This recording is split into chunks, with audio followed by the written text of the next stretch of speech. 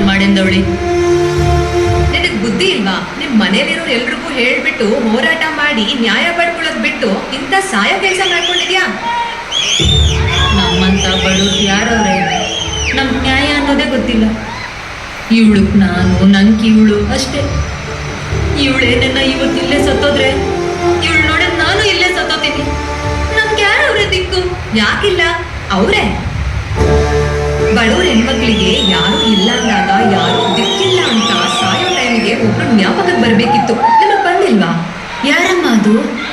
ಕರ್ನಾಟಕದ ಯಾವುದೇ ಹೆಣ್ಮಕ್ಳಿಗೂ ಇಂಥ ಒಂದು ಅನ್ಯಾಯ ನಡೆದಾಗ ಮೊದಲು ನೆನೆಸ್ಕೊಳ್ಳೋದು ಯಾರು ಅಂತ ಗೊತ್ತಿಲ್ವಾ ನಿಮ್ಗೆ? ಅದ್ಯಾರಂತ ಗೊತ್ತಿಲ್ಲಮ್ಮ. ನೂರಾರು ಅಂತರ್ಜಾತಿ ವಿವಾಹಗಳು, ಹೋರಾಟಗಳು, ಸಾವಿರಾರು ಹೆಣ್ಣು ಮಕ್ಕಳಿಗೆ ನ್ಯಾಯ ದೊರಕಿಸಿಕೊಟ್ಟಿರೋ ವ್ಯಕ್ತಿ ಶಕ್ತಿನೇ ಕೋಲಾರ್ ಸಂದೇಶ್ ಅವರು.